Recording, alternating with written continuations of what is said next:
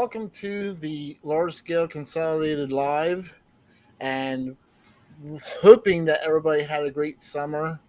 And we are back, and that's the most exciting news that we have, right, Andrew? I think, yes. It took you a little bit to answer that. Why is that? I had to think about it. I never know when you're telling me something if it's real or not. You know, And welcome back, everybody. I see there's a lot of people in the chat, a lot of return viewers, and glad to have everybody back. Hope once again, hoping everybody had a good and safe summer. And so we're returning our show after a great summer vacation, and we're going to talk about those things. But before we do, we're going to go ahead and recognize people in the chat, and hopefully I don't wreck any names because nothing's changed from last season. I'm a name wrecker and a half. it's not the names I'm worried about. It's when you start reading the chat messages. Yeah, you and me both. But, hello, Canadian Railroads, Slag Cat, Chesapeake, and Ohio. Stay loaded. Canadian Railroads, Dave's Trains and Automobiles, Train Brothers Railway, and I'm going through them pretty fast. Cody Reisinger, haha, you thought I was going to wreck that, didn't you? Matt Evo, Bruce Morrill, Nico Corbo, and let's see who else. Paul Torrey, and Randall Ellison, and I'm going through them pretty quickly here. And let's see if there's anybody else. James Catlin, David Bush, Sean Fields, Timothy Kennard, Joseph Lipinski, and Rising Phoenix Railroad. Hello, everybody, and thank you for joining us again and kicking off our second season. Um, Me and Andrew have been working together on bringing back this show pretty hard, and so we decided to bring back the show and talk to everybody about what we both did over the summertime, and then starting with the next show, we'll continue on with guests again, and that's our plan. Correct, Andrew? Yeah. Yeah. So let's kick off the show with some news. So the first thing in the news, I still stay in touch with the world of G Scale, and I caught up with Dan at Star Hobby at a couple of shows here in Jersey, and Dan wanted me to mention that he has an exclusive coming into the hobby shop soon from Bachman, and it's the football design of the egg liner. So it's an egg liner design as a football. This is only going to be available through Star Hobby. I think it's a cool design. So if you're looking for something unique, this is actually artwork provided to us, me and Andrew from Bachman, and we do have permission to share this artwork to everybody. And so you get to see a preview exclusive of this. There is not a real sample as of yet, but this gives you an idea of what the artwork will look like. And once again, it's an exclusive to Star Hobby. So I wanted to start off the news with that. And hold on 1 second here, and we're going to go ahead and to the next news here. And then we have Just kidding. Oh. And then we have that wasn't fake news, just playing with Dakman. Yeah, he does like to play with me a lot. We as you guys notice, we like to go back and forth. But the next up is RLD Hobbies is having their open house, and if you haven't made the trip yet, you might want to get out there because he's got a huge layout and Andrew's done some video footage out there. It looks cool. I haven't made it out there yet. Maybe one of these days, but it looks like a good time for all. Yeah. Is there anything you want to add to that, Andrew? No, just I went there for the first time in the spring. I won't be able to make it this coming one, but everybody I saw there was having a good time. They were just hanging out, running trains, and not having a care. All right. You know. All right, so we'll move on. All right, so there's the next one. So for those who are interested, the Railway Museum of Pennsylvania is returning their Garden Railways tour. They had to cancel it in 2020, but it is returning for 2021. So for those who are interested, you can get your tickets at the Railway Museum of Pennsylvania in the gift store. And the show is a Sunday show, I believe. Yeah, I think it's always on Sundays when they hold that. Yeah. And then we'll go ahead and okay. Go to the next one, Andrew. Oh, what do we got here? Okay, so during the NGRC show, um, this was on display at the USA Trains booth during the National Gourmet Railway Convention for 2021, and this is something that one of the employees of USA Trains is coming out with. They're still working on it, but he's come or let's call it game day trains, which will be all trains made by USA Trains, and they will be in a collegiate theme or football theme. They do have the license. I think when I talked to them for about 4 or 5 teams right now, they're going after other licenses, but they're college football themed trains. Hmm. And that football egg liner will go good with that. yeah, actually, pretty much. I didn't even think about that. That's a good point. So, and then let's see what else we got here. I wanted to also mention. Um, Hold on, give me one moment here. That You now have your AARP membership? yeah. Yeah. This is a little bit of old news, but I'm going to still show it anyway. Oh, the F7. Yes. Oh, they even put the what is that? Train phone? Is that what Pensy called it? Yeah. The antennas on the roof. That's Antenna, nice. yeah. So yeah, they even went as far as doing that. So the F7s are out. They're available from or the hobbies as well, other hobby shops. But I thought it was cool to get a preview of this.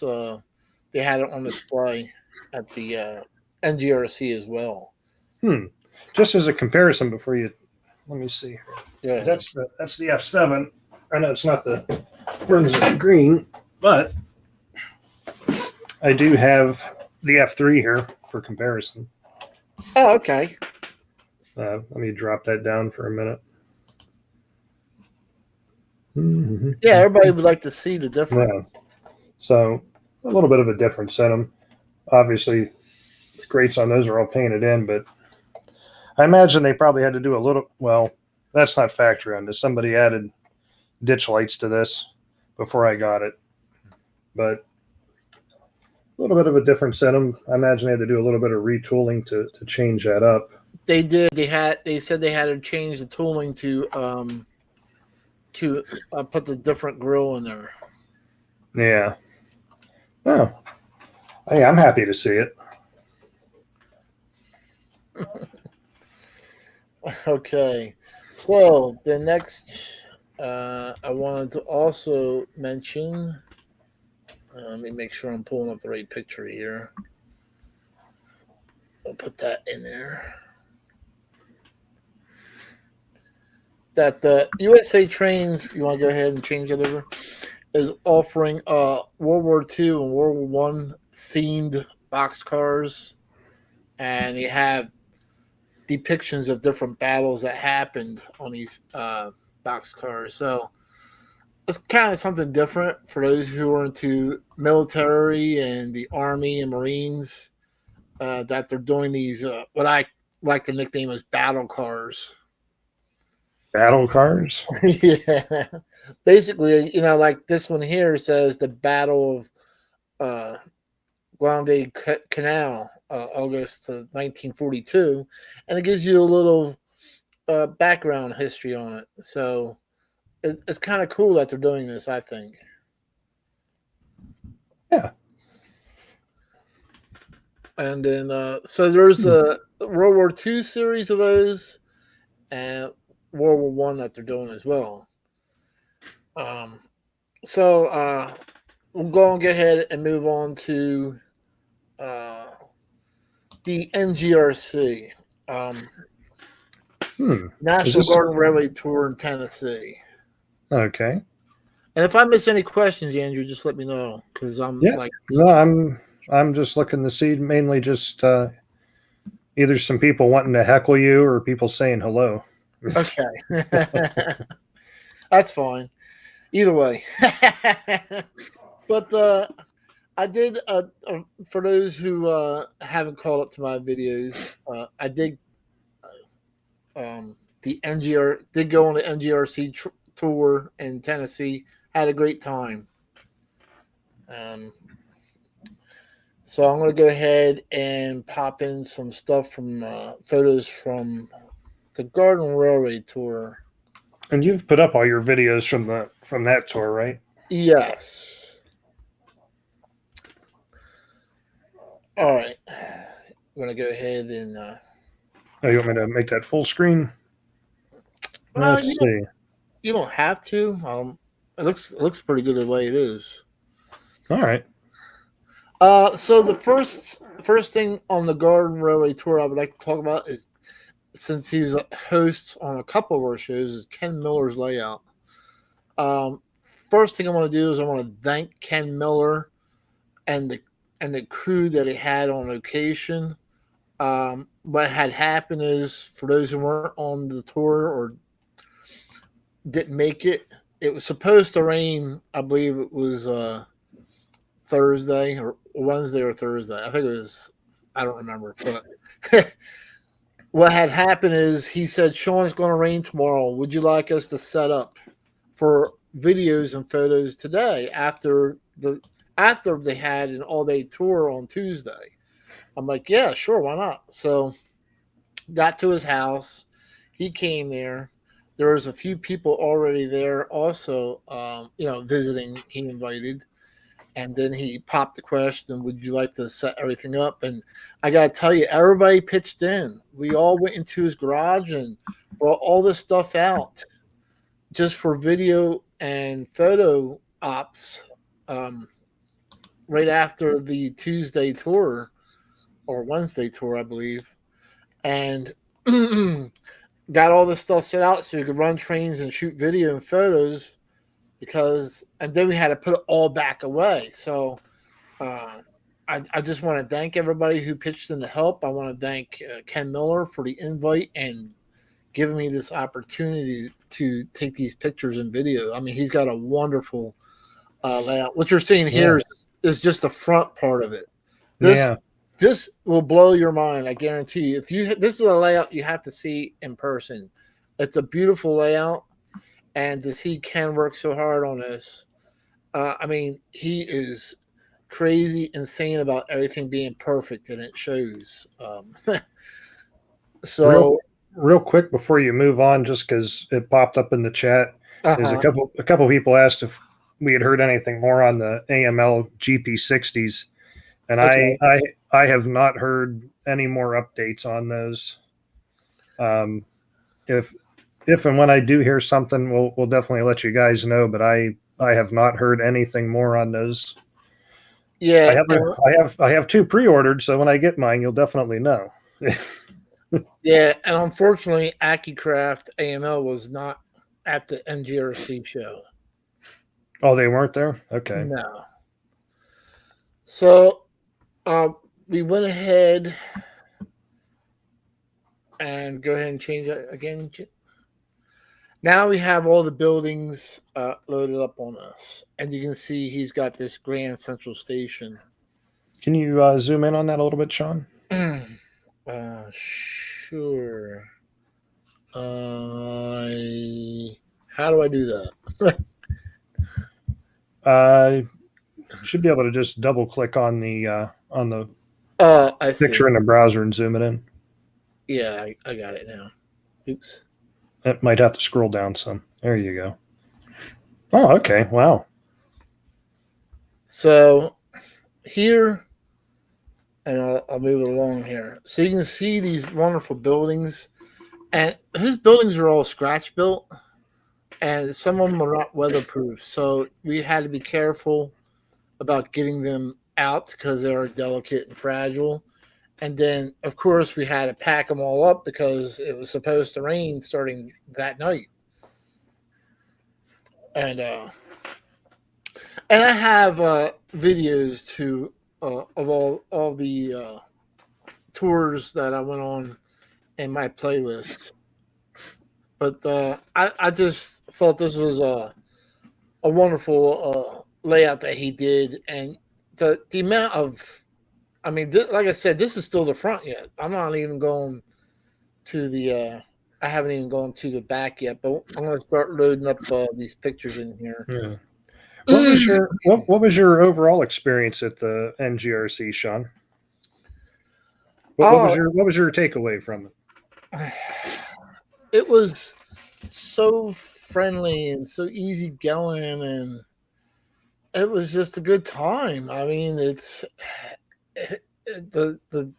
Tennessee hospitality was just so great. I just had a blast. I just enjoyed myself wherever I went. It just seemed like it didn't make a difference where I went. Everybody was so friendly and happy to see you, and not sure if you're keeping up on the pictures. I'm just loading them up in there as I'm talking there, Andrew. If I'm keeping up on them, you're the one Yeah. loading them, not me. Oh, okay. So it is changing live as I'm doing it. Yeah. Okay. I'm just making sure that it's changing. And you can see the different trains, and he doesn't have everything out, but I mean, just look. The way he just puts all of his plants in, his flowers in, the buildings. He's got beautiful trains. He's got a lot more beautiful. He's got a lot of gorgeous trains. He's got live steam stuff that I don't have. I didn't take pictures of, but he's just got a lot of nice stuff. And we're still in the front part of this layout, and we'll get to the. Let me see here. Here's a cool structure that I really liked a lot. So there's where he loads up his coal hopper cars. I thought that was a cool piece.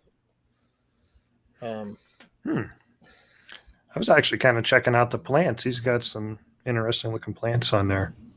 Yeah, I mean everything on here. I mean it's just so cool to see. And as you can see, there's people there that were running that same day after we set up. Trying to give me a good show for the video. So we had some different people running things. It's all about the Dakman. You got to keep the Dakman happy. Well, we knew that the next day was going to be horrible, and that with the rain and stuff, probably you couldn't put half these buildings out there with the rain. There are some Eagle Ironworks buildings in here, but they're not all weatherproof like they are. We'll load up some more. And that gives you an overview of the passenger and intermodals. I guess my favorite one out of this, all these was the modern CSX train. I just like the modern stuff for some reason. Yeah. Old time guy like you, I figured you'd like the old stuff, So this is basically Ken Miller's layout. And then we'll go ahead and move on to the Tuesday tour. So this was Tuesday, Small Town USA and Evergreen Railroad. It was a combination of a G scale indoor layout that was set inside of a garage, actually. And I thought this was pretty cool the way he did it. I mean, it gives you that feel of a outdoor layout inside. Looks like what the LGB track with the vacuum formed road bed they made. Yeah. Oh, okay. Actually, looks pretty nice. I'll give you another picture of it here. I mean, so this gives you a place, like if the weather's bad, to still play with G scale trains. That's my kind of garage. And then outside in front of the house, they had a loop of track where they could actually run two different trains. The track is big enough that two trains could run on the same track at the same time. And this tour had to be like CSX country because just about every place or house that was on tour that I went to had something CSX on it. So we're going to go ahead and move on to what's called Walter's Midway. Oh, I love this place, and you'll see why here in a minute. And so I'm going to pop this next picture in, and you'll see why. So I just fell in love with this Coca-Cola display. I mean, everything on here was Coca-Cola related. Between the trucks, the trains, there was a Coca-Cola singing car. You and your Coca-Cola. Where's Cody at? He'll tell you got to go to Pepsi. Oh, Cody doesn't know what he's talking about. But I really like this layout. So I can relate to it because I liked it. Coke. But anyway, so were you down there the whole week then, Sean? Oh yeah. Mm-hmm. Okay. Yep, I was down there a whole entire week. And so this was also part of Walter's Midway. This was a separate layout. He had these cool amusement park ride themed things out there, and they were all animated, including the roller coaster. Oh so, yeah, that roller coaster actually it was animated. Actually, the roller coaster actually went across it and everything, along, as well as all those pieces were all animated. It was just so neat to see. I guess I'm gonna have to actually go and watch your videos now, huh? I hadn't had a chance over the summer. You get busy. Yeah, well, that's why we took off because we knew we were going to be busy. But I just love this because everything on here was animated and it worked. And I don't know. I'm sure that stuff's expensive. I don't know how much it is, but it's just so cool. So next up is Ain't Misbehaving Railroad. And that's actually what they called it. They had some cool name for their railroads. Why did it do that? That's not Ain't Misbehaving. Stop misbehaving, Sean. Yeah. I don't know where. Hold on, let me see. Here, that's why, because it starts there. All right, so here's where it actually starts. All right, so here we have Ain't Misbehaving Railroad. It's like the whole backyard is just full of trains going everywhere. They built this thing, I don't know, you said in less than a year and a half. Using basically pallets or old pallets. You can see how they're standing them all up and stuff. Interesting. Yeah. So they put this thing up and it was a feat. I mean, they put this thing up pretty quickly. And once again with the rain and stuff is why the pond looks the way it does, but and here is just, I call them islands. There's like these 3 or 4 different islands where trains run through and there's scenery. and this is one of them. Um, you can see all the horse fencing and the bridges, and they had some amusement parks on here as well, some structures. Uh, for the little amount of time that they had doing this or did this to get it done in time for the show, I mean, I think it's kind of amazing. I'm not sure how many people worked on this at one time. Um, so there's a second island of scenery, um, and once again, I'm not sure exactly how all that's built underneath of there, but I do know that they pretty much built that with I believe pallets. Hmm. Mm. Now their buildings are. He did tell me the buildings are a little bit older. They need a little repair, but they did the best they could to get it out in time for the show. Oh, I But kind of this, like it. yeah, I mean for uh for what they did, scratch building. I mean, this looks. I think it looked pretty good. Came out pretty well. I forget what building this is supposed to represent. It's supposed to be actually some kind of hotel. But not the one you stayed at, right? No, but you got a hotel versus motel sort of thing going on here. Imagine getting up in the morning and Dakman sleeping in your backyard. Yeah.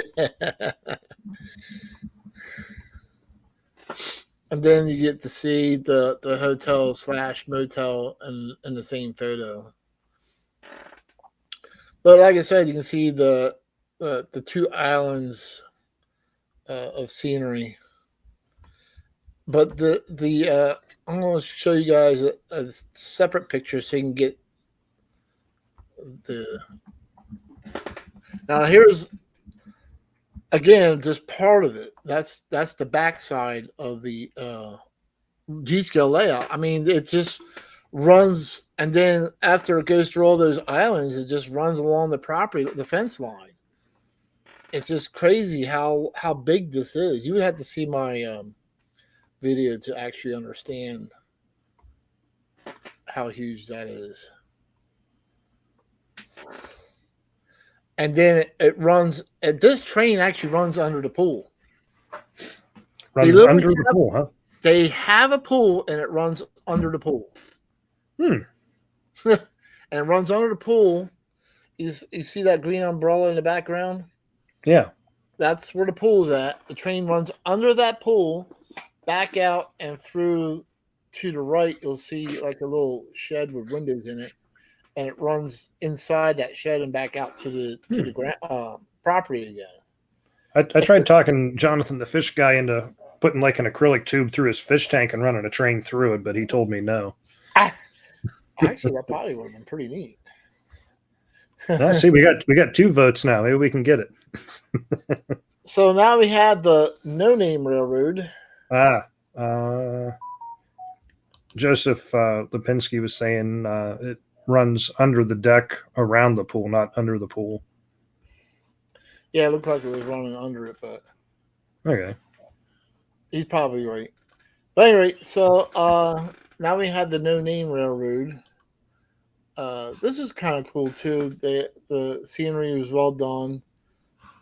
Most of there's an upper loop and a lower loop, so you have one that's elevated, one that's ground level, and this is neat to see as well.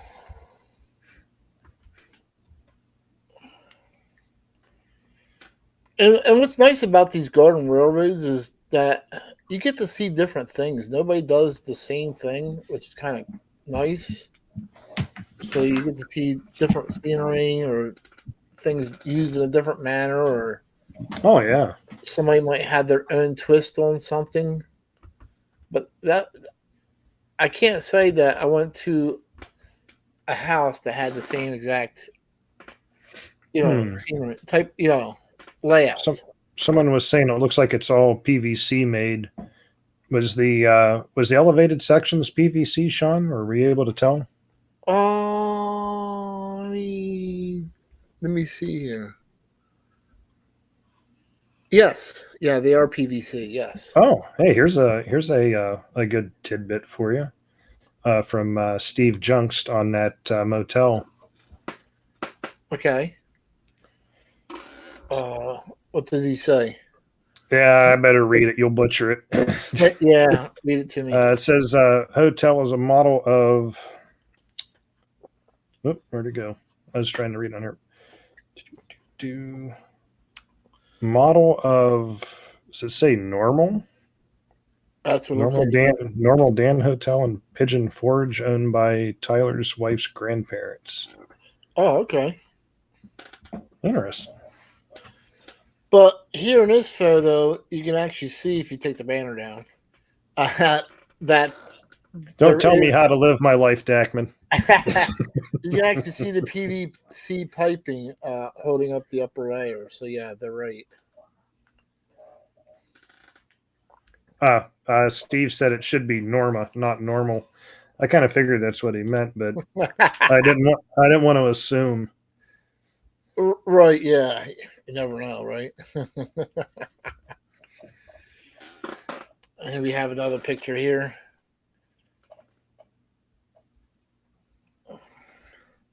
And it was neat to see that some homes actually had railroad memorabilia incorporated into the Garden Railroad.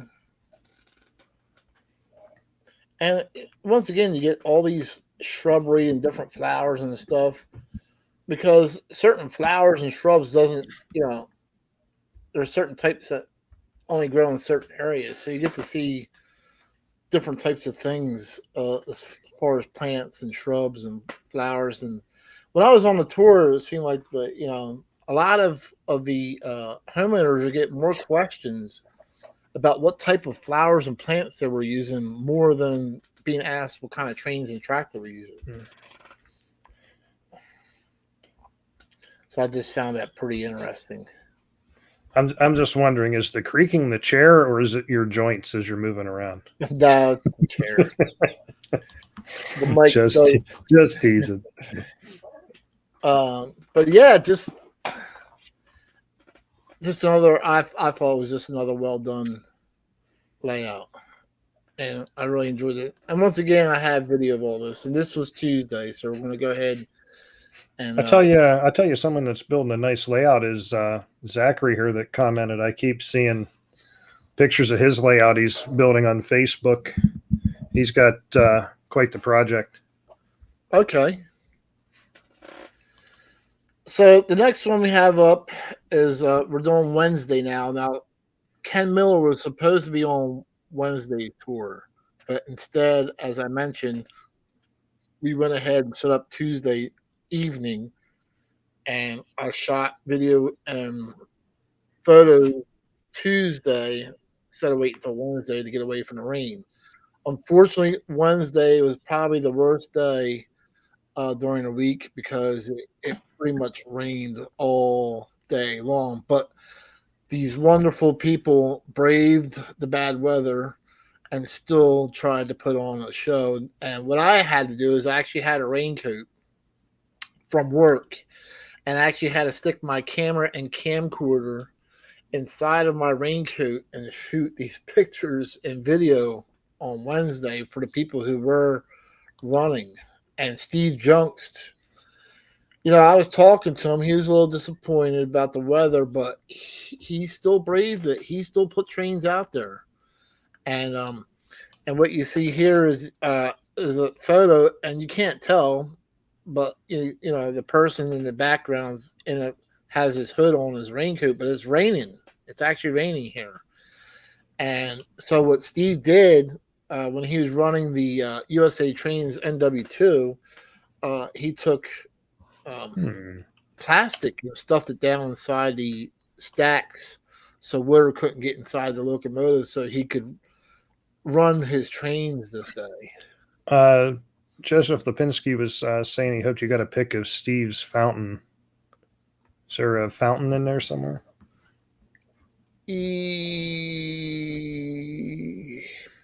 There is a fountain. I know what fountain he's talking about. You'll have to. I didn't pull that out. I would have to go back into my folder. for that. But I did not pull. I know what photo he's talking about. I did Uh, not pull that photo for this show. you didn't pull that photo out. No. Shame, shame, shame, Sean. Shame Well, on you. if you go to my videos and watch my video, it will be in the video. That fountain is We're in there. we're, we're, It's cool. we're gonna put one strike on the card for Dakman tonight. Okay. But you know, Steve's got a lot more buildings than what you're seeing here. But again, only certain ones are weatherproof. It's downpouring. I'm in my rain jacket. People are in their uh, rain outfits and umbrellas and stuff, and we're trying to take pictures and video. But you know, here we have an intermodal crane. I thought was kind of cool for the USA Trains containers. Now I do like that. I didn't get a chance. Steve did have, I believe, another open house at his house on Saturday, but I didn't get a chance to go there because I was already committed to going somewhere else. But Well, you need to be committed. I mean, what?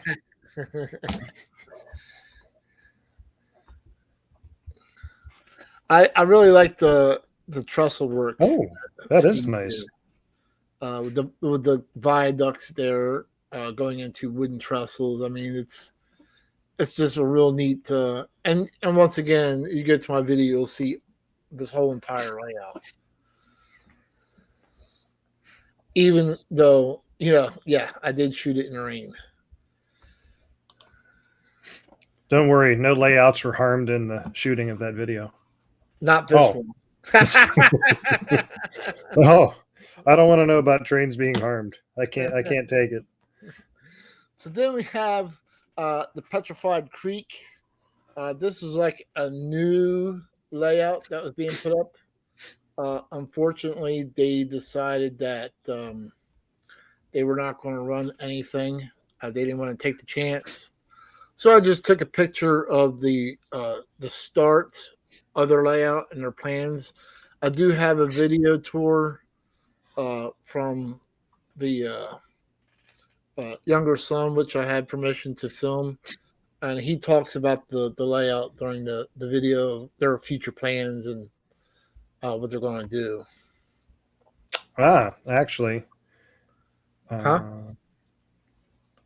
Oh, I was just going to pop up here. Somebody commented that they heard about split jaw rail clamps are going to be produced again. Oh, okay. Yeah, I heard that myself. And we might actually have the owner of the new split jaw as a guest coming up at some point. All right, great. Sounds good. So the next one I went on tour was the 16 millimeter Victorian Estate Railway. Now this is all live stream. I don't have a lot of pictures. Most of it's going to be video, but it was really a neat experience to see both alcohol and butane trains being fueled, fired up, and run. The guy does a great demonstration on how to fire up and run both butane and alcohol. So if you're interested in butane or alcohol live steam engines, you're going to want to watch that video.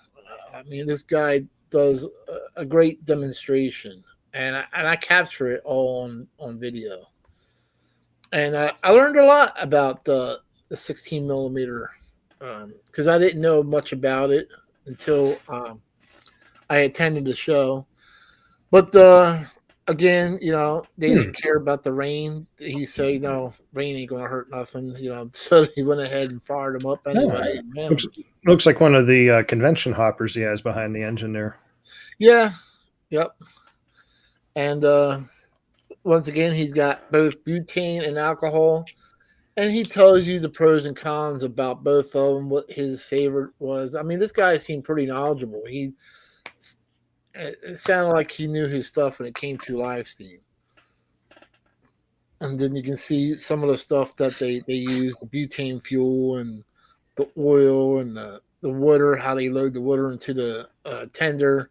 So these live steam takes pretty much what it takes a real thing to run. You got to have fuel, you got to have water, and you got to oil them.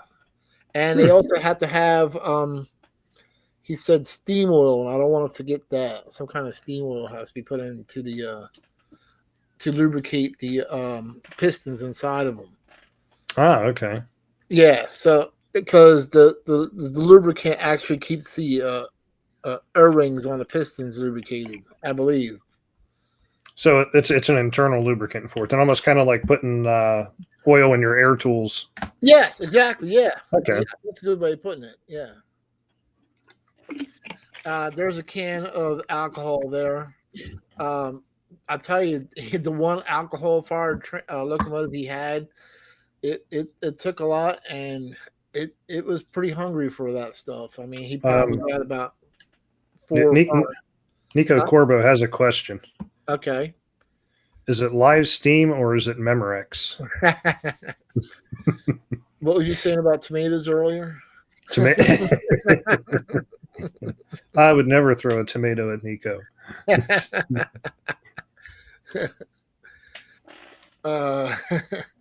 And so here he was. I think he was running like 3 different live steam locomotives that day. And yeah, they were Coke drinkers in Tennessee as well. So I felt right as home. Terrible for you. You got to stop drinking that. I don't know. I don't think that can happen. So I enjoyed myself at the live steam demonstration. Like I said, I caught on video the alcohol and butane. Got to watch them run. I just thought it was entertaining. Then we go ahead and move on to Thursday, which ended up being a better day. The rain ended. And here we have Dr. Jack Fisher's layout.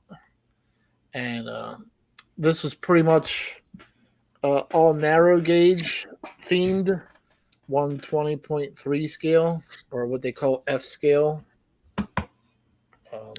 So this, okay. Right, yeah. So that's what he liked to run. And he had quite a few bridges and ponds, and it was a pretty neat layout. And you can see another, and he had a couple loops, and once again he wasn't sure if it was going to rain, so he didn't want to run any his expensive Aster or anything like that. So he was running the Bachman F gauge stuff, but still that stuff was pretty neat too. And you can see the nice retaining wall. He did a nice job on the all the bushes and shrubbery and stuff. So you could actually walk up top or walk down the bottom. It was pretty accessible. Let me show you guys this one. We'll move on. So we got a couple of bridge structures in there. These are all wood. He did say that his wooden structures were coated in creosote before they actually outlawed doing that to keep them from rotting. But I like this. I like that tunnel going through that. Rock structure like mountain. It goes into the one tunnel into another and back out again. And once again, if you want to see the trains running, you can go back and look at my videos. But this layout was all dedicated to what they call F scale, which is 120.3. Narrow gauge trains basically running on G scale track or gauge 1 track. And while I was at Dr. Fisher's house, I could not get over this view. This is overlooking Nashville from his house. Oh, wow.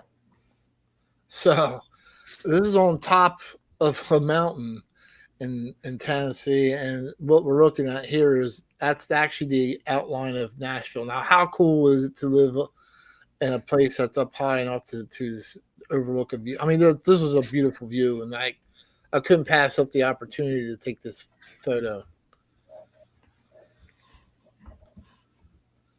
Next, we go to Beechwood Express Railroad.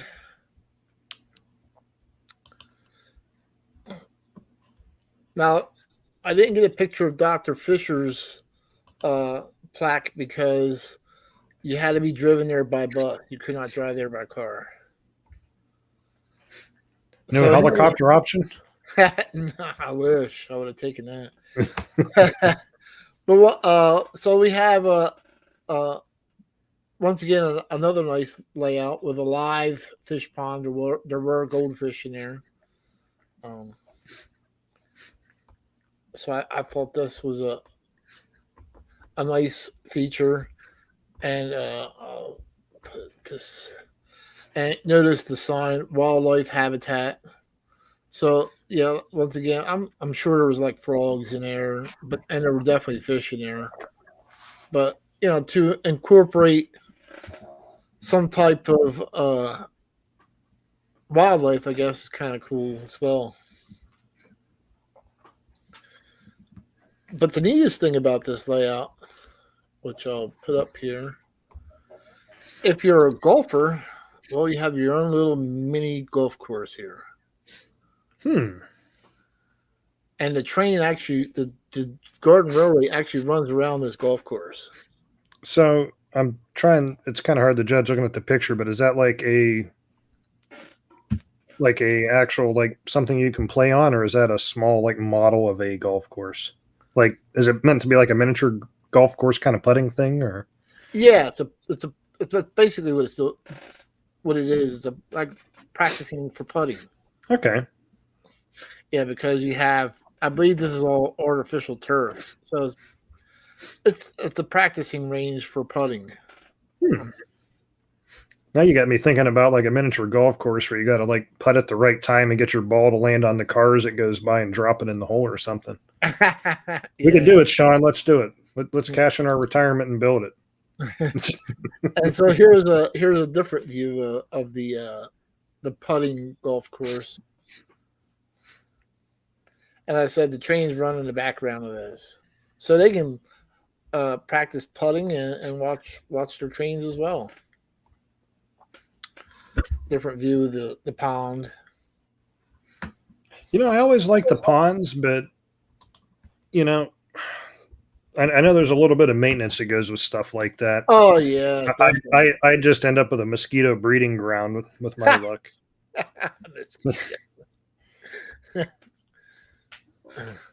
Then we have the West Franklin Short Line. A little bit of a smaller layout, but I do like the way it was done. It's all elevated, so it incorporates a couple loops.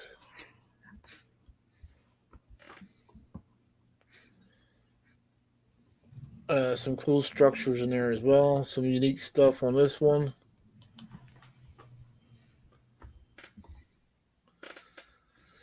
Cody should be happy. He gets to see some Rio Grande trains on this one. I like the rock structure. Yeah, that was all carved. I forget how he did it. I don't know. He said he did it with mortar. I'm not sure. Maybe somebody who's been on a tour would know. Yeah. Wait a minute. Weren't you on the tour? Well, besides me. So it's all right. So we're gonna up you to 2 strikes for tonight. I'm thinking he did all that in mortar, but I'm not 100% sure, and just carved it before it dried, if I remember right. But I just thought this layout was cool as well. Yeah. Now here's a cool structure that they made in the background there. I really like that a lot. Can you zoom in on that a little bit? Yeah.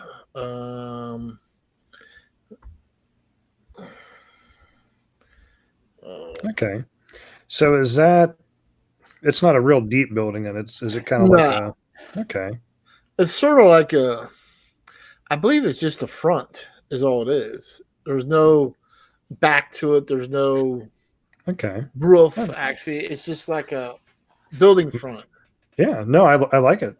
Yeah, but you would never know it because it's at the right height. Because this is an elevated layout, that you would not notice that it's not a whole complete building.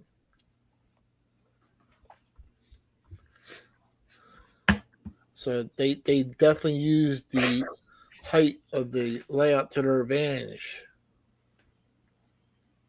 Because when I'm taking these pictures, I don't have to stoop down or anything. I mean, I'm just shooting straight at them. Hmm. There you go. Now you can see the rock retaining wall or brick retaining wall that they use to elevate this thing. Yeah, I've seen some people start off with building like a wood retaining wall using timbers or whatever, and in the long run, it seems like block's the way to go. You don't got to worry about it rotting on you, or do it once and you're done with it for the most Yeah, part. yeah. And the trains do run uh, past these buildings. Here you can see the train. Believe it or not, for this little layout, this train loops around this layout like 3 different times over itself. But it's kind of weird to explain. You have to watch my videos, but it like loop. It doesn't just do a dog bone and do a circle. It loops around itself like 3 different times within itself, like 3 times before it starts all over again. Huh. So the way he designed this is really kind of cool. For anyone that's wondering, that's how Dakman stories usually are. They loop over themselves several times. Not always. uh, I like this as well. This is cool with all the figures. The Having figures like this, I think, makes the scene. You know what I mean? When you have like 1 or 2 figures, but look at all the figures that are sitting underneath of there. You want me to blow that up, or you're good, Andrew?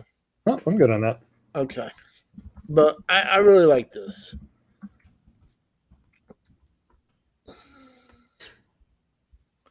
All right, move on, and then you can get the gist of about how big this is. But like I said, it loops over itself like 2 or 3 times before starting over. So it looks like there's like you can run like 3 or 4 trains on this, but that's not the case here. It's Believe it or not, what you're seeing is a single mainline track. Hmm. It just loops over itself that many times, the way he designed it. So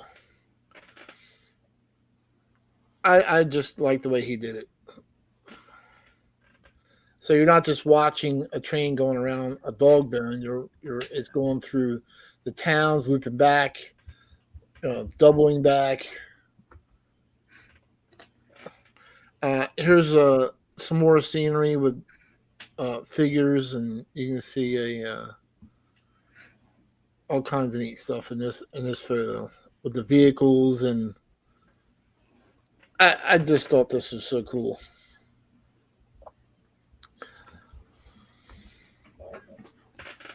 And another scene here. But notice all the figures and the details of the Hmm. barrels and boxes, and I just think it makes I'm a nice. wondering. I'm wondering if that building is a kit or a kit bash. Like I don't think I've ever noticed that as a kit before. No, I'm not sure. It's like a nice structure.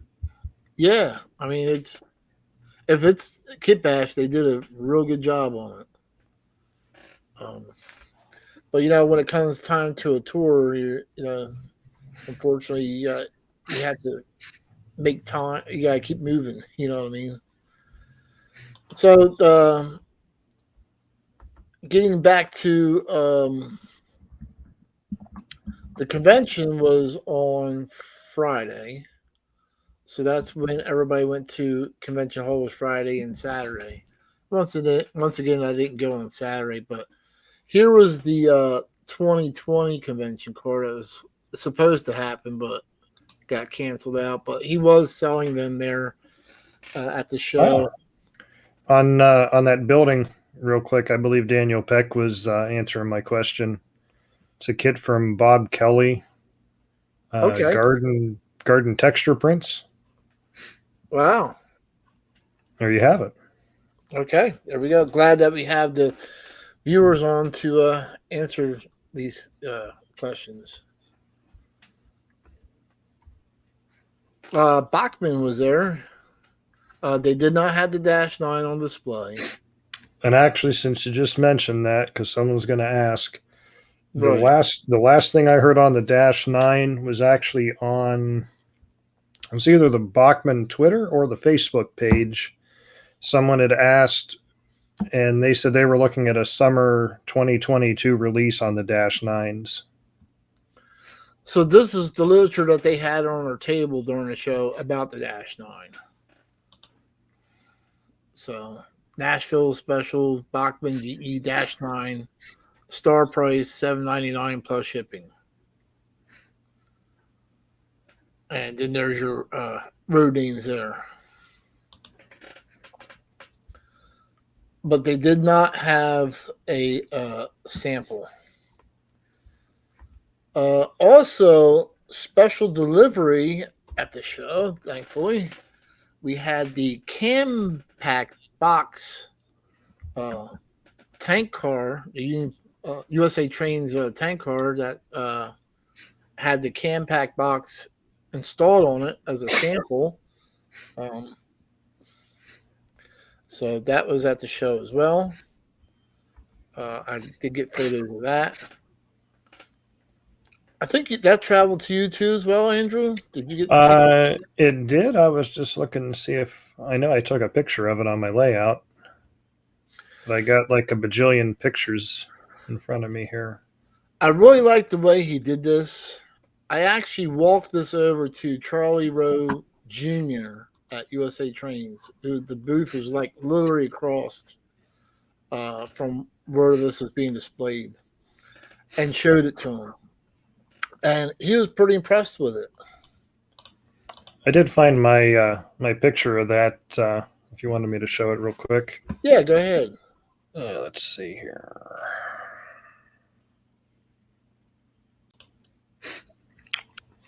I even had Deadpool on hand to serve tacos for everybody that was waiting to see it come in. Yeah.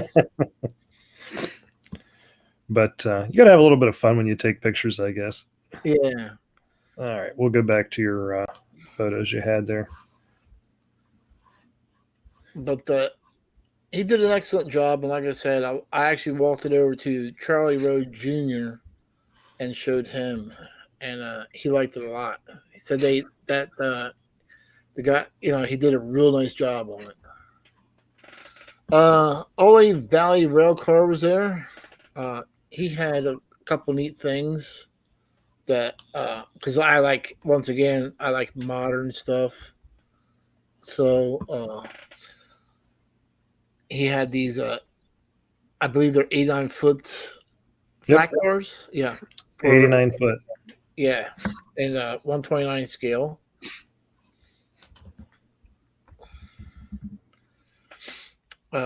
Here's one loaded up with Humvees. And then he even had one loaded up with pipes. Yeah. Anybody that's actually interested in any of the stuff that Ollie Valley makes, their website is ovrailcar.com.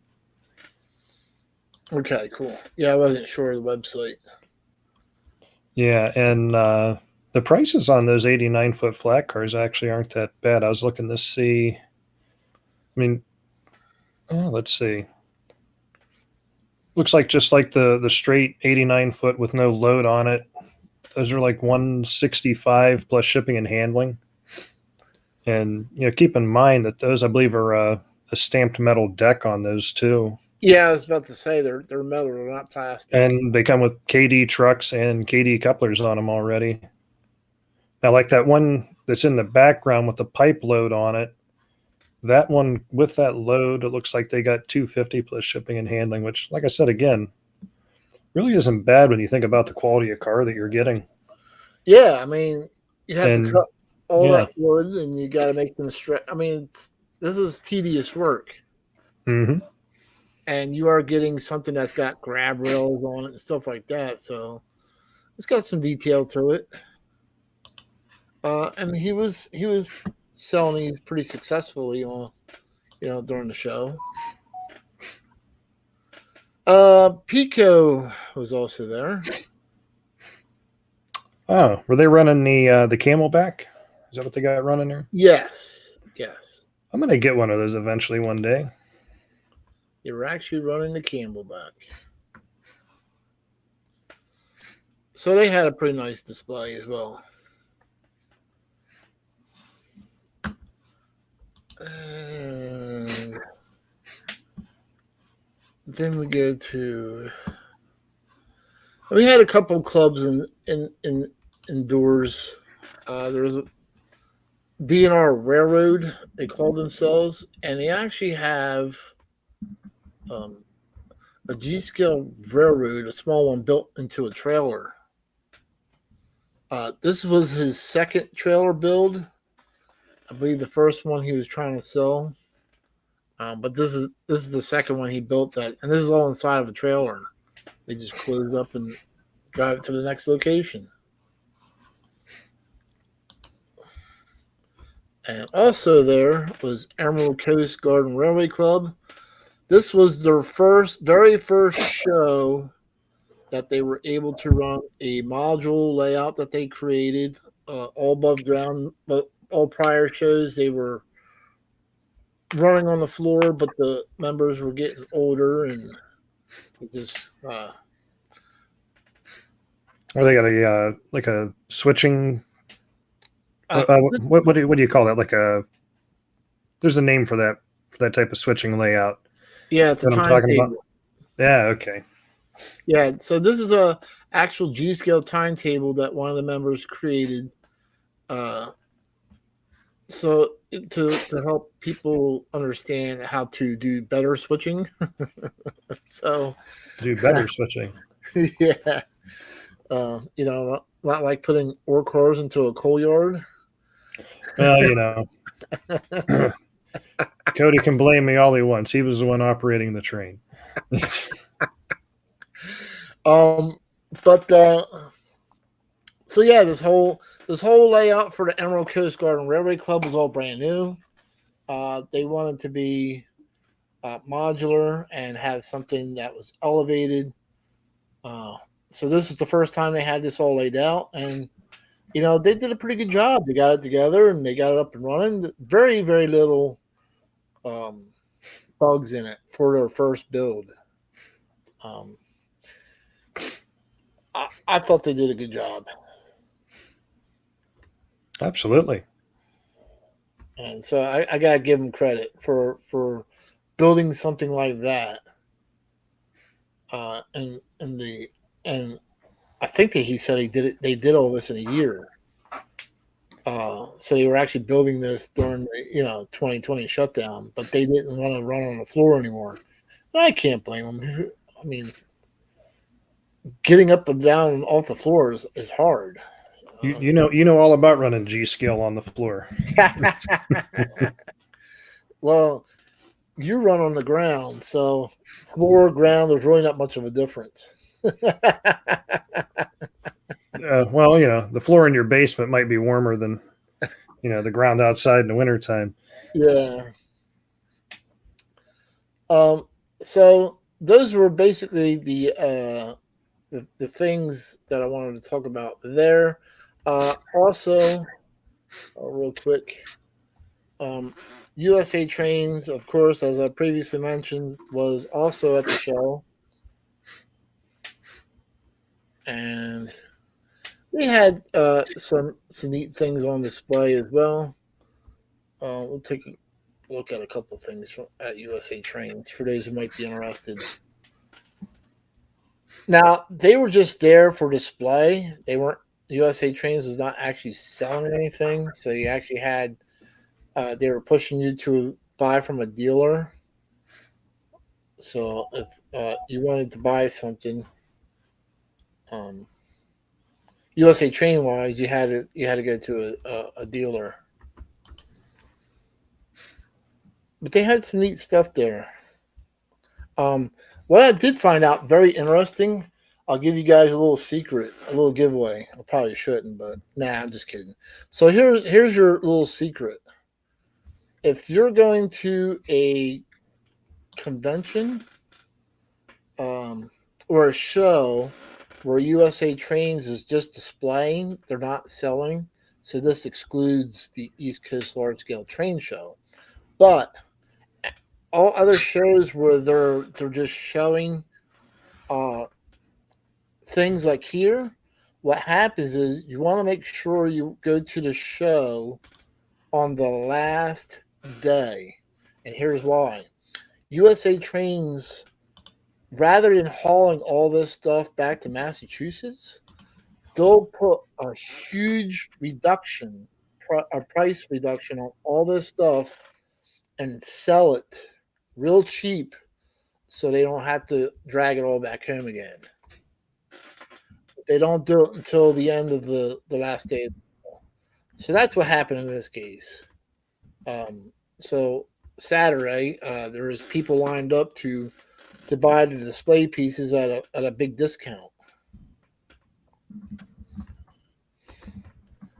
So I didn't know if people I didn't realize I didn't know if people knew that or not. But I just wanted to mention that real quick. Let's see what else I got here. It's not cooperating. Hold on here.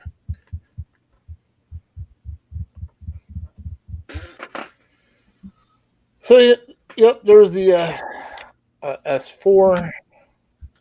So they had everything on here was even though officially not for sale, but was still sold on the last day of the show. Now the biggest surprise is that when I was talking to Charlie Jr. is that the Halloween car or the Halloween themed trains were selling pretty well, and he said it was mainly the women that were buying the Halloween themed trains. He said they seemed to go crazy over it. Yeah, I know a couple people that have that GP38 in the Halloween. So, And actually, I kind of like the patriotic GP38. It's almost kind of reminiscent of like the bicentennial scheme some of the railroads did in '76. this one right here, Yeah, yeah, it's a cool. I think it's a cool theme as well. So, yeah, and that was new to him as well. Well, anyway, so that was um, my trip to the National Guard and Railway Convention. Once again, I give many thanks to Ken for his hospitality and the crew who were there that helped that day to take the trains out and put them all back away again. So, and for running the trains for my videos and photos, I couldn't have done it without them. So I just wanted to make sure I thanked them properly. yeah, no, seemed like it was a really good convention. It was, and for those who are not familiar with the area, I did make one little trip. I wanted to share with you guys real quick. I told Andrew I wouldn't spend much time on it, so I went to a place called on the way there in Chattanooga. I went to the Tennessee Valley Railway and rode the excursion train. And so I met a YouTuber called Ravenhawk, and he knew the guys that ran this train, and he actually got me on the baggage or the combo car so I can take some cool video footage. Combos. I'm hungry now. I like those. But in the inside of the depot, they did have this G scale train, this Bachman G scale train on display. Oh, okay. I see Canadian Railroads was asking if where's that? I I don't know see. if you I don't know if you have any insight on that or not. If they're going to be bringing USA is going to be bringing back the intermodal covered hoppers and the tank cars. Well, one every time I ask Charlie Rowe Senior something, he has a standard answer, and you just gotta love his standard answer. And his standard answer every time I ask him about something, are you going to bring this back or bring that back? And his standard answer to me is, yeah, eventually we'll bring it back. It's going to take a couple years. So he likes to. They can only bring back so much at a time. I mean, because this is all Oh cost. yeah. I mean, so they had to have a minimum order of 500 pieces of whatever they create. That's a lot of inventory. So they if they want to run, let's say, the 10,000-gallon tank car, they have to order 500 pieces of that. So that's the minimum order. The Nashville Club did it. Yes, I totally agree. The Nashville Club did an excellent job hosting the convention. I gotta give it to them hands down. I mean, they did a great job. All right. What else you have to show us, Sean? Got anything else? So I figured I'd go ahead and swing it over to you. Over to me. Yeah. Oh, am I supposed to do something? All right. Let's see what I can do here. I don't have everything as fancy as you do there. So let's see here. Well, I guess so. Let's drop this down. Do, do, do. And one thing I'll show, I got some pictures that you'll be able to see it better, but I'll show the actual car here. Is do that the other way.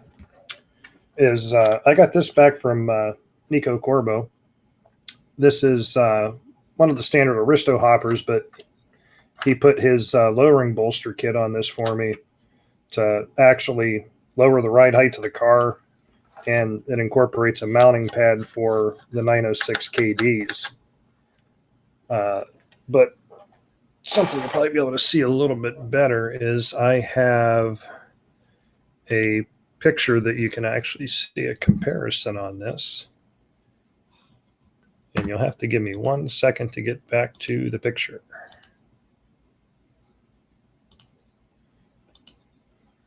Because I lost track of where I was. Ah, there we go.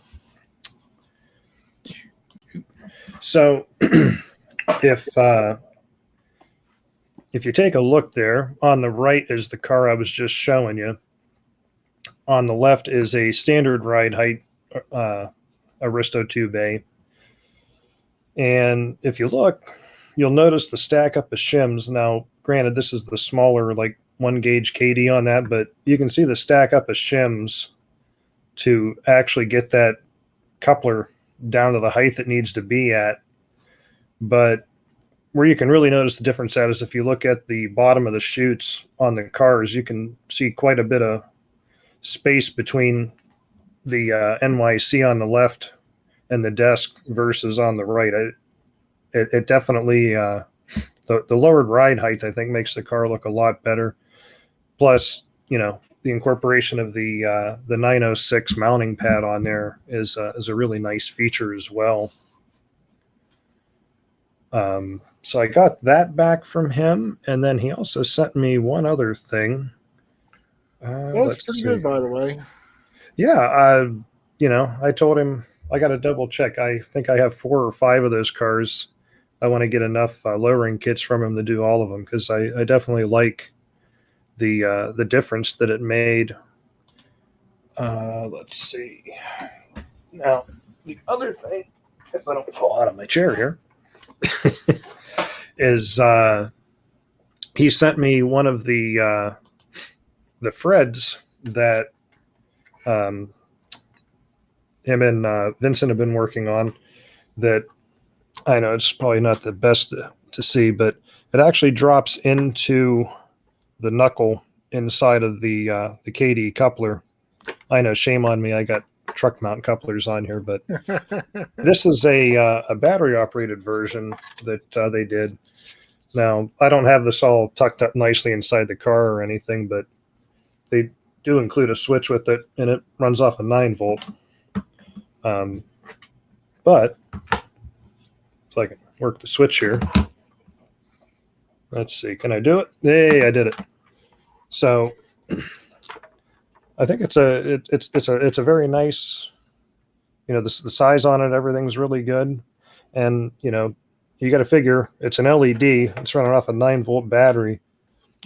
I imagine it's probably going to run for quite some time before you got to change that out. But if you think about it, you don't have to do a very big hole to get a couple of wires up inside of a car, or depending on the car, you might be able to hide the battery underneath of it.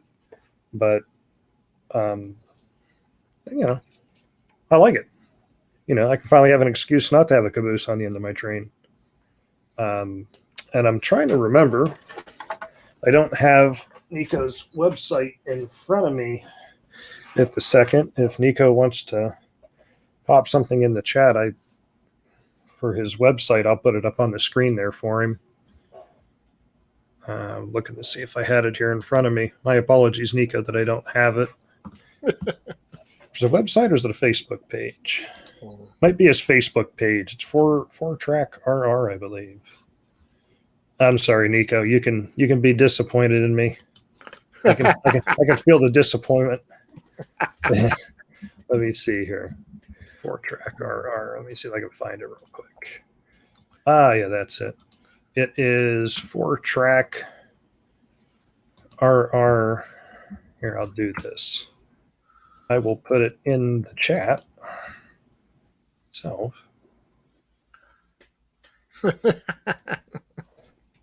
And yeah,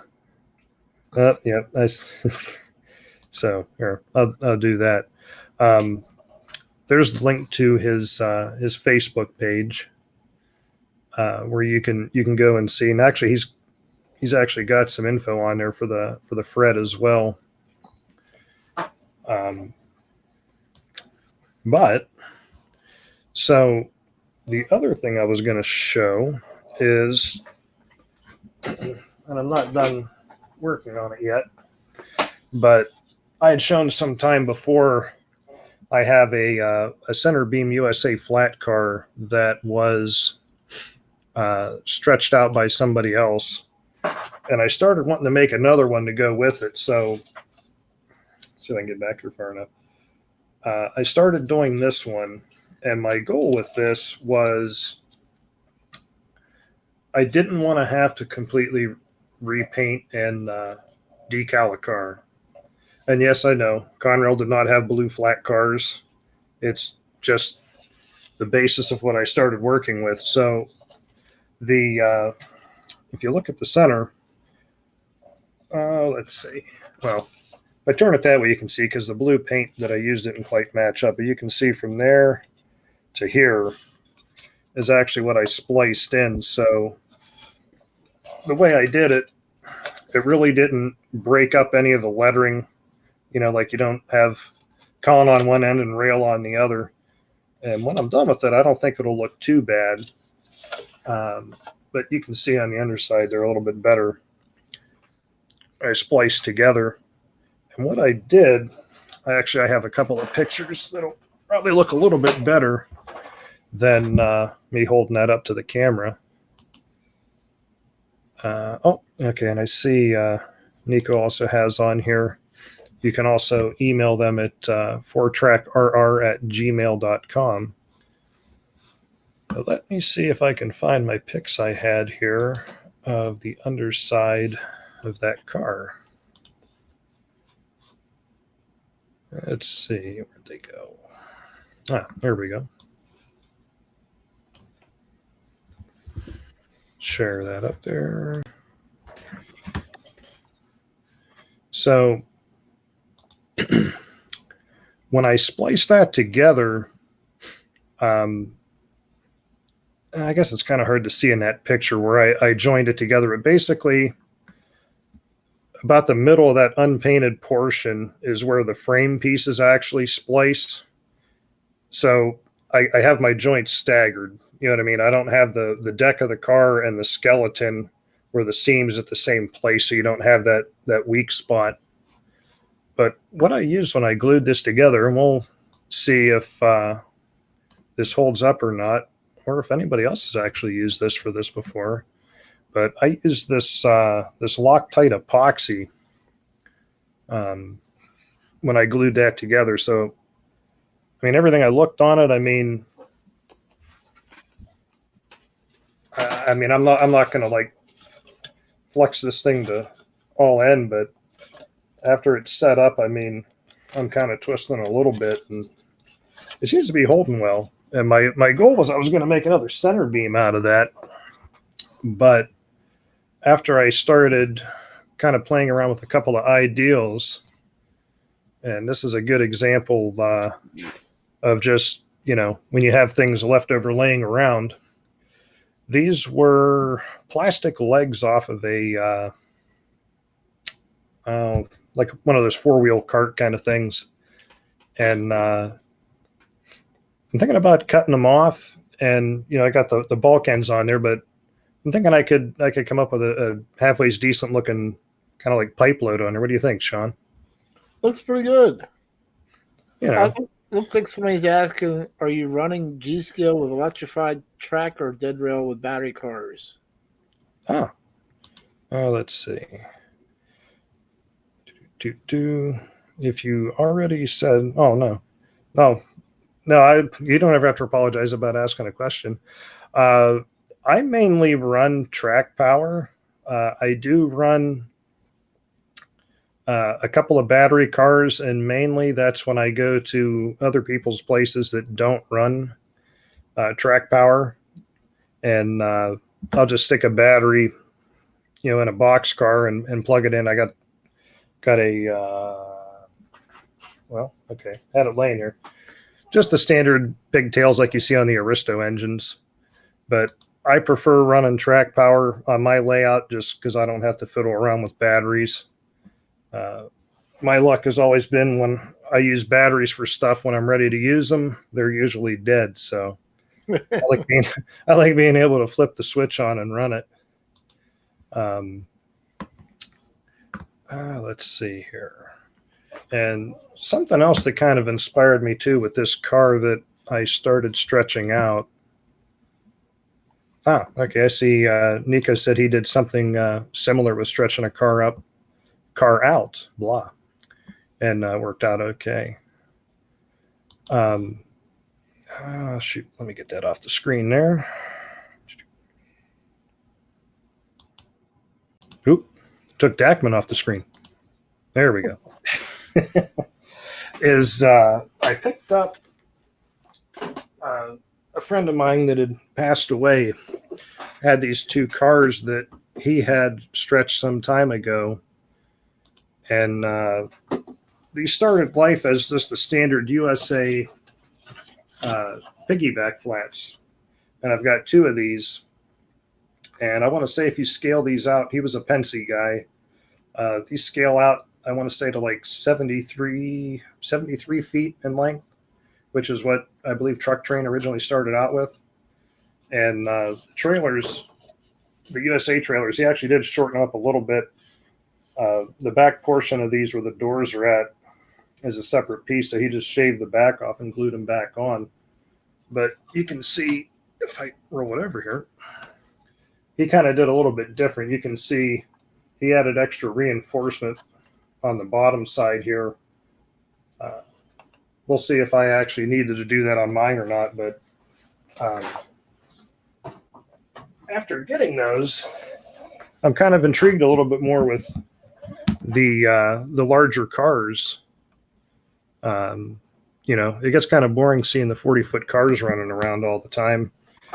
But as you know, with your stuff, Sean, when you go with bigger cars, ultimately what happens is they don't run around your curves.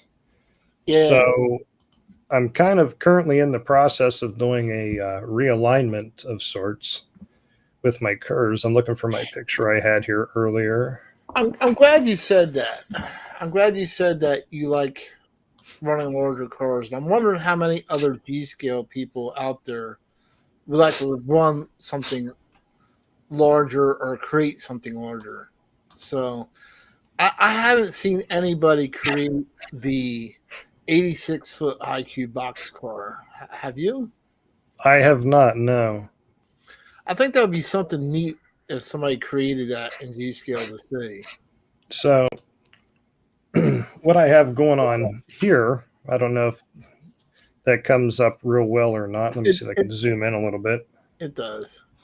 Is this is one end of my layout, and the track that's laying down, the outside curve is a 10-foot diameter, and the inside is 8 foot. Well, 73-foot stretch flat cars with body mount KDs, when you roll them into a 10-foot curve, it's like someone put the brakes on.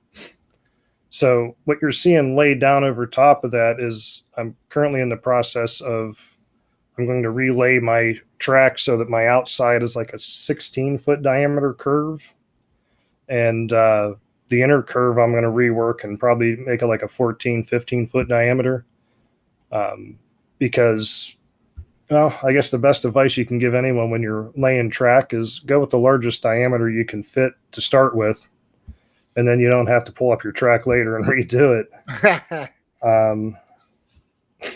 Let's see here. I see someone. Okay. I see Slag Cat was saying that's how the center beam is on longer cars to reinforce them. Oh, okay.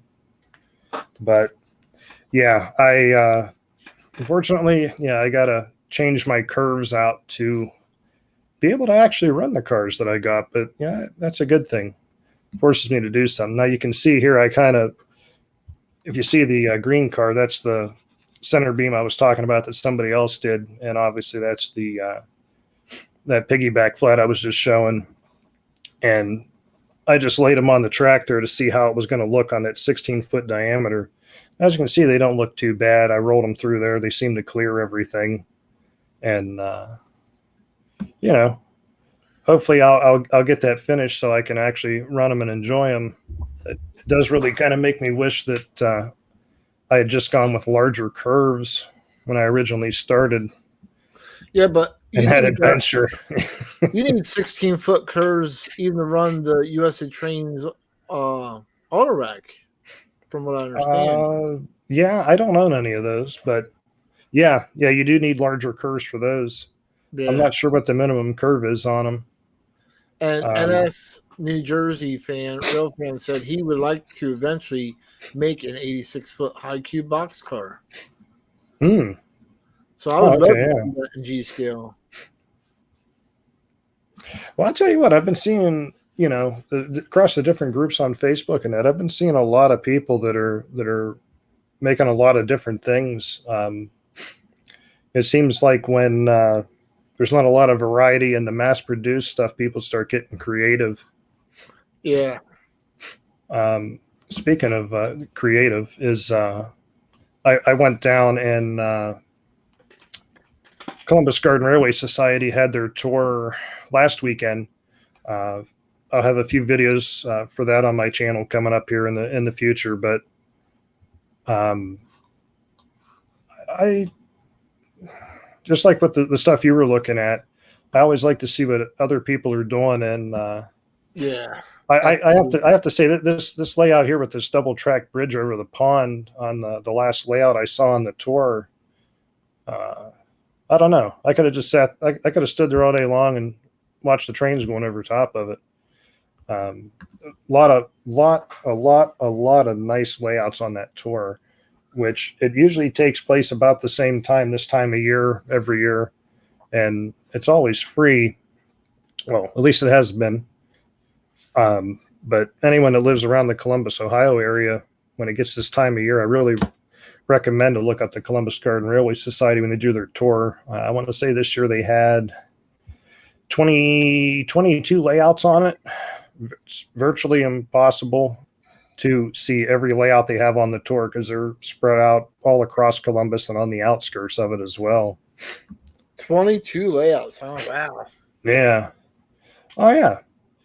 Yeah, it was good seeing you last month, Taya, over at Mark's, which I do have the video from that layout up as well. Mark had a very nice layout I went and seen. I hope to make it back to his layout eventually. He actually does operations with like car cards and that. I'd really like to try that out. It seems like I could make for a fun adventure. I see someone commented. This bridge we're looking at, not to run up to, but yeah. Is this aluminum or steel? You know, I want to go with steel on that. Because that's a pretty amazing feat for a bridge that long. It looks like it. I mean, from the picture, it looks like it's really thin metal and it's not bowing. Well, I'll tell you what. I'll report back on it. Hopefully, sometime next month, I'll be seeing this layout again, and I'll find out. But I'm pretty sure it was steel, from what I could tell when I was looking at it. Let's see. And here's I'm going to do that. Get the right picture up here. There we go. So this picture here was another one of the layouts that was on the tour. And I wanted to kind of highlight this picture. This building in the back is actually made out of all aluminum. Well, obviously the windows aren't aluminum, but this is all aluminum and powder coated. And this is made by Daniel Peck. I imagine some of the people watching know Daniel or have bought stuff from him or just know him in general. He'll actually be our guest on our next show, which will be, look this up so I don't say it wrong, be October 2nd. And Daniel's actually going to show us a little bit of how he actually scales up his drawings for this. He does this. Let's see. I think I got a picture. He does a switch tower as well. I don't have an up close picture of it, but this is from a little bit further back. And these buildings he does are all out of aluminum. So if you think about it, if you got a plastic building or a wood building, obviously, heavier plastic buildings might hold up a little bit longer than wood, but aluminum ones, he TIG welds them together, put it on your layout, and you're done. And yeah, you are correct, Joseph. Daniel is doing a roundhouse as well. We were talking to him earlier today. He was showing us some pictures.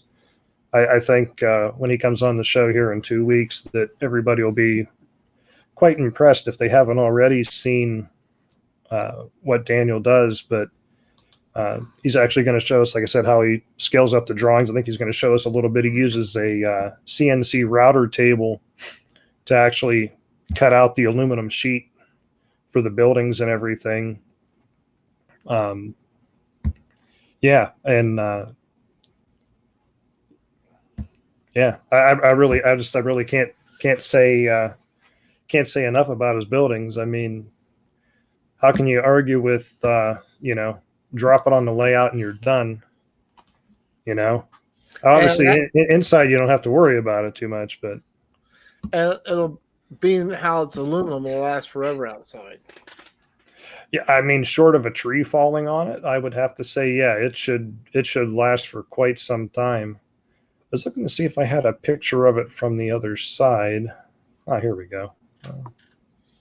Not the best picture, but this is the back side of it, I believe. I can zoom in on that a little bit. Oh, wow, that's nice.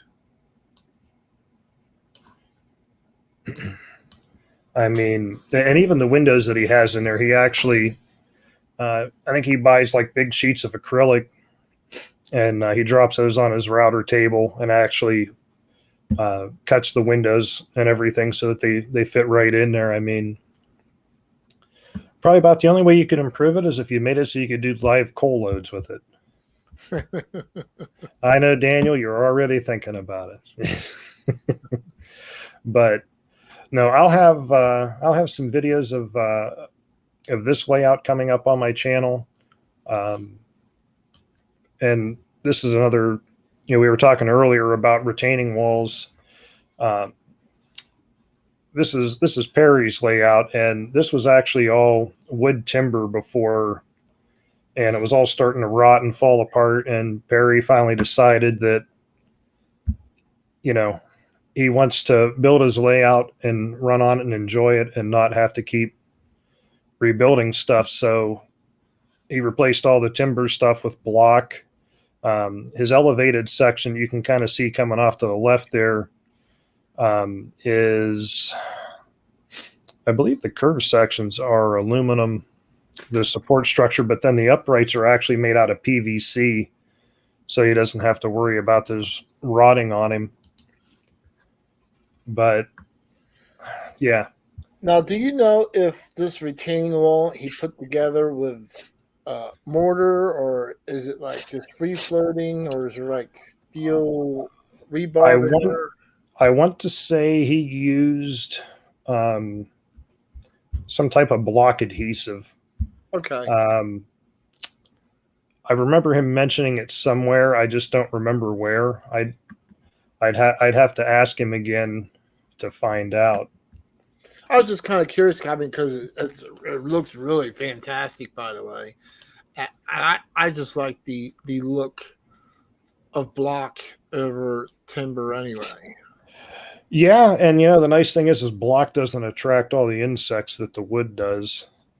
This is another layout that was on the Columbus tour. Again, I'll have videos of these coming up, but you can see they went with block around the outside of theirs as well. Now, is that block or flagstone? I mean, you know what? Yeah, that's probably flagstone. Yeah, I think that is flagstone. But once again, it looks fantastic. Yeah, more and more I'm kind of being sold on do it once and be done with it, rather than have to keep going back and redoing stuff, because it does get to be a little bit of a nuisance when all you want to do is play trains and you're going back trying to fix stuff that has kind of aged out, so to speak. Yeah. But let's see here. There we go. But we're 10 after 10 here now. Is there anything else that oh, hey, hang on a second here. Yeah, that Alvin I'm going to get his last name wrong. Alvin Mann, that was his layout. And they also answered that he's had those blocks in place for 20 years. So yes, man, Mann. All right. Glad I didn't get that wrong. I don't want to butcher things like Dakman does. But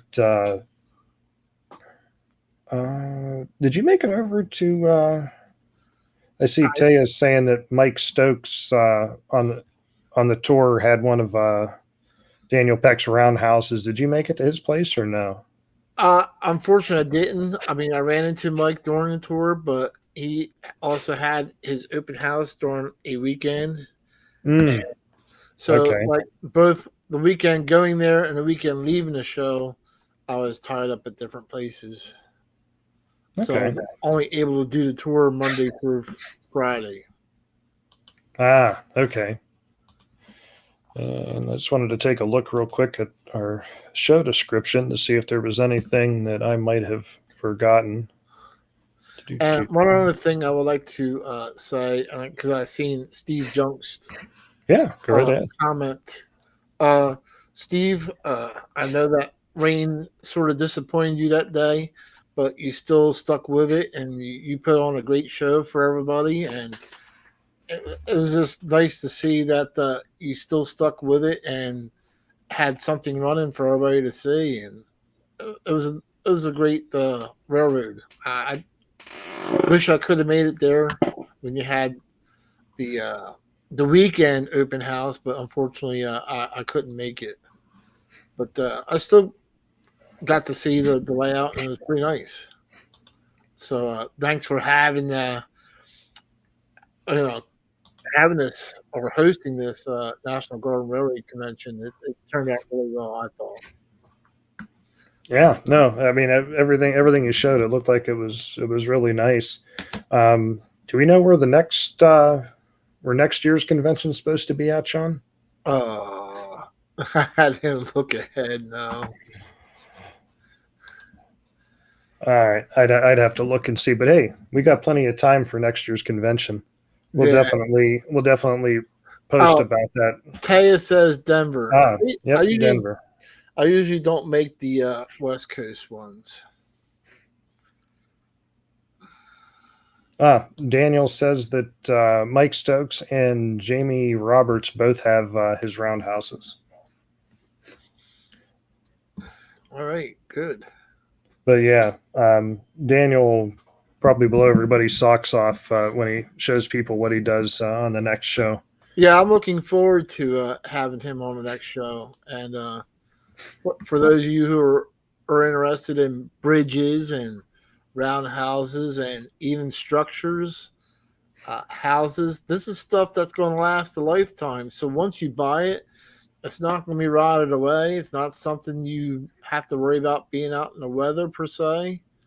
So you're going to want to stay tuned for the next show because this is something you're going to have forever and probably pass down to your kid and your kids' kids and their kids' kids. I mean, it's going to last a long time. Yeah. All right. I think that about does us for this show, doesn't it, Sean? Yeah, yeah, we're pretty good. All right. So, and if anybody went to our largescaletrains.com website to look up the show and didn't see the newest one listed there, I apologize. I have something broken with my website I have to fix so I can update that, but I should have that fixed before the next show rolls around. But the next show, of course, will be on my channel, MrPictovid, and we hope to see everybody in 2 weeks. And if anybody has any suggestions, comments, or anything in general, as always, you can email us. It's info@largescaletrains.com. Yeah, And we're always looking for ideas, always. yeah, I mean, you know, it can be a daunting task trying to come up with ideals at times. So I'm sorry, ideas. I know Charlie Zimmerman's watching, and I just said ideal, and I'm going to get a message about it. Ideas, Charlie. I caught myself too late, but I did catch myself. But well, all right. Thank you, everybody, for tuning in tonight. We're glad to see everybody was here waiting for us when we showed up. Yes, And definitely. we'll see everybody in 2 weeks. All right, everybody have a great and safe night. All right. Good night, everybody. Night.